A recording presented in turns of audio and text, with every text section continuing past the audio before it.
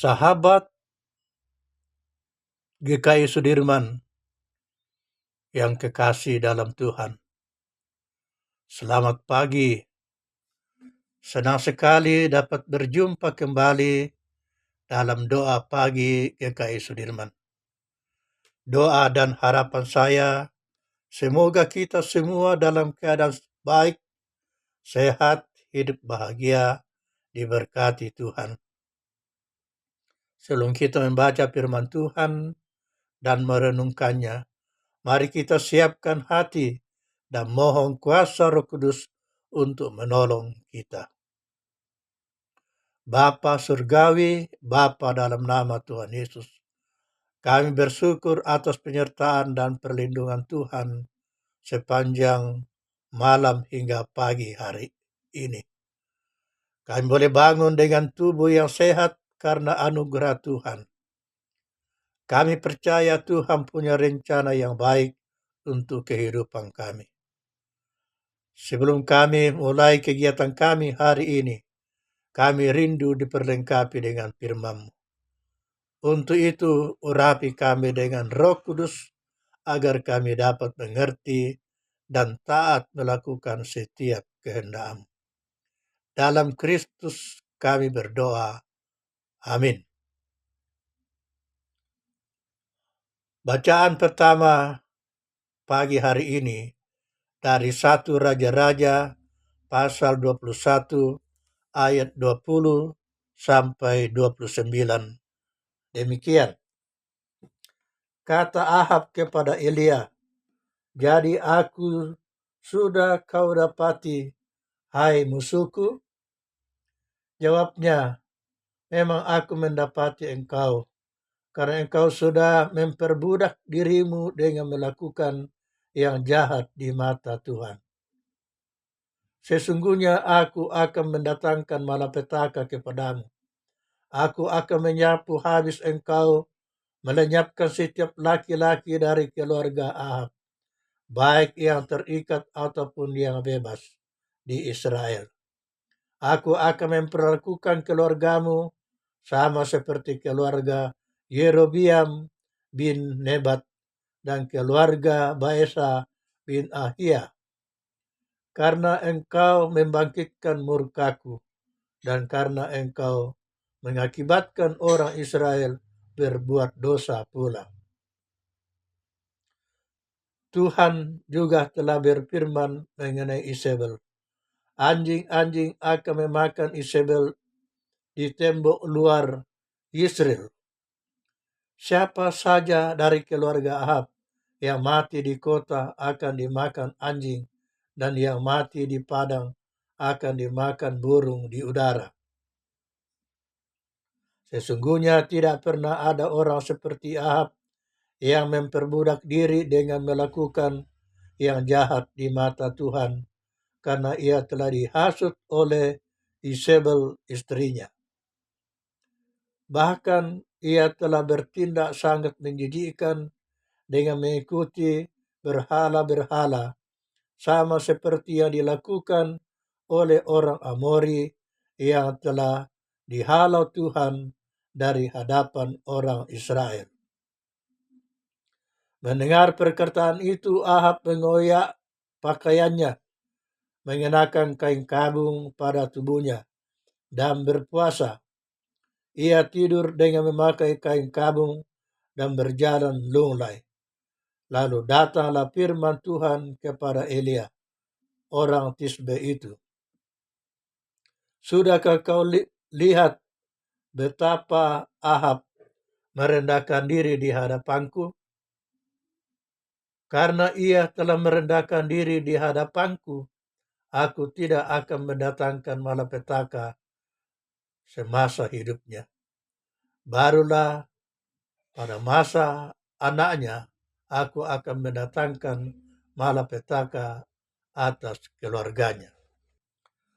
Bacaan kedua dari Markus 9 ayat 9 sampai 13. Demikian.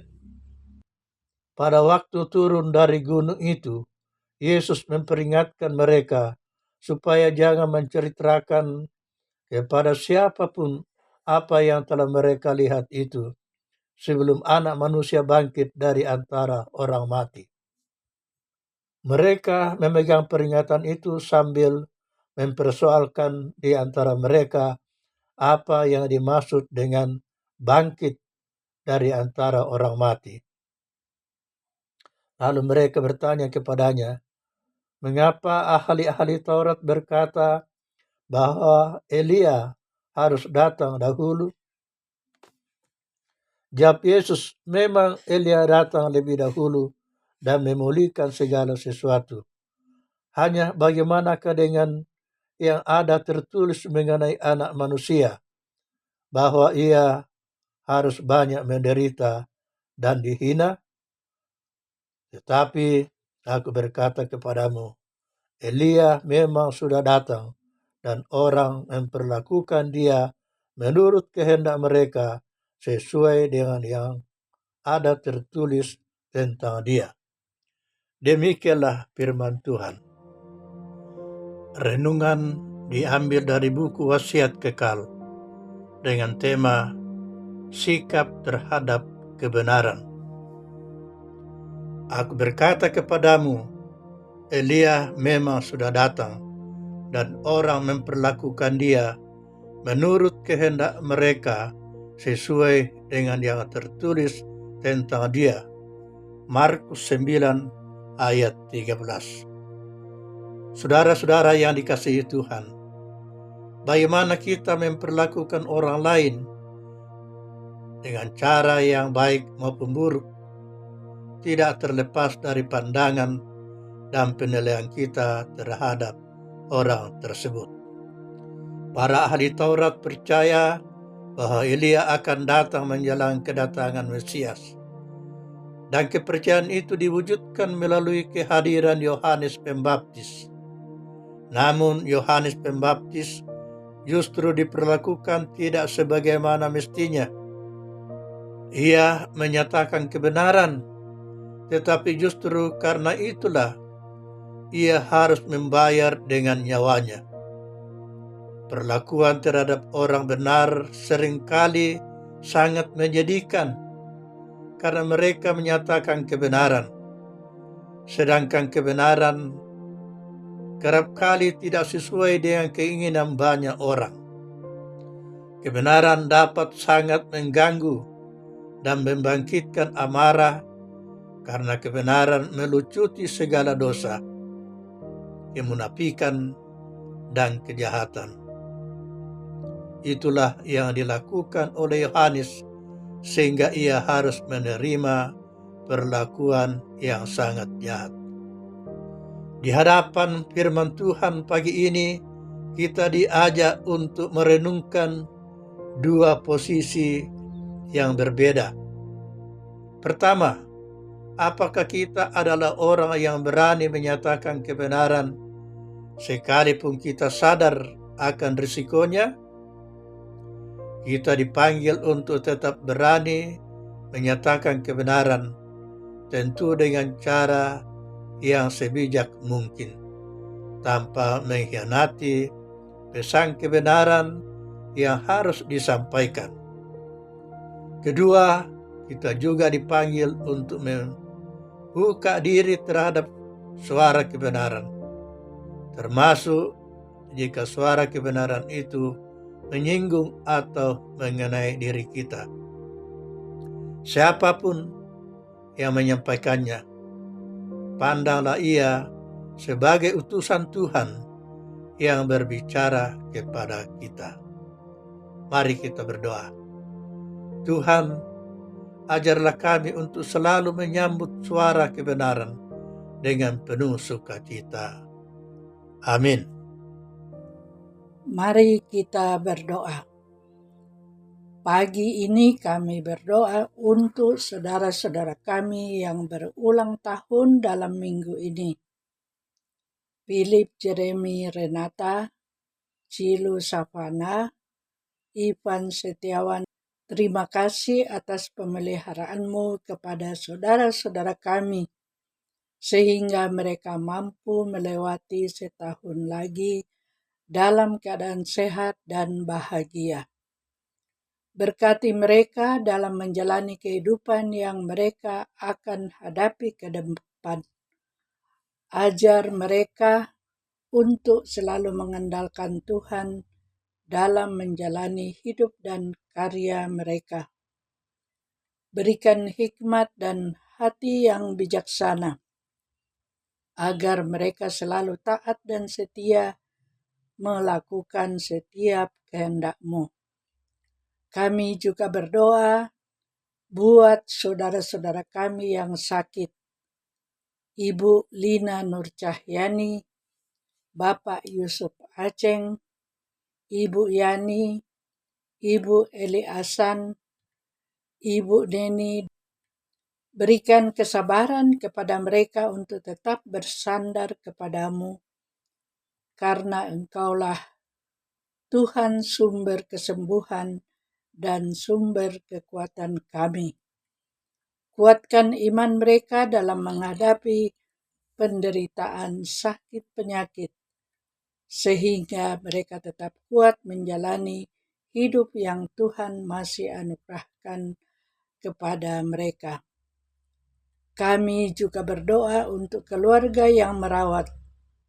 Berikan kesabaran, berikan kekuatan dan kesehatan yang baik, agar mereka tetap sehat dan memberikan yang terbaik kepada pasien, sehingga pelayanan mereka menjadi berkat kesembuhan. Dalam Kristus kami berdoa. Kami berdoa juga untuk pergumulan pribadi kami.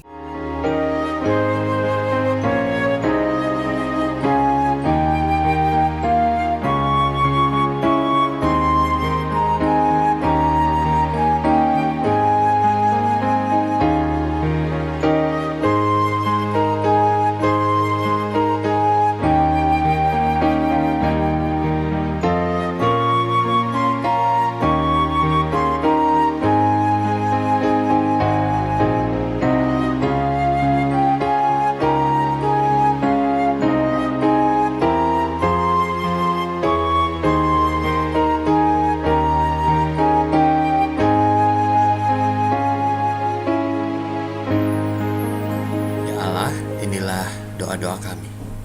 Jadilah seturut kehendak-Mu dan kami serahkan hidup kami sepenuhnya. Di dalam Kristus kami telah berdoa. Amin. Kita mengakhiri dengan bersama bernyanyi doa Bapa kami. Bapa kami yang ada di sorga,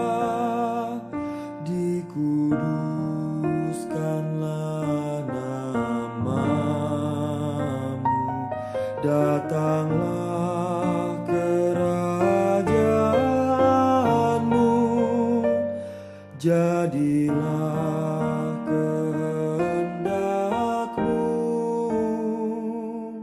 di bumi seperti di sorga. Berilah kami pada hari ini makanan kami yang secukupnya, dan ampuni kesalahan kami seperti kami ampuni yang lain, dan jauhkan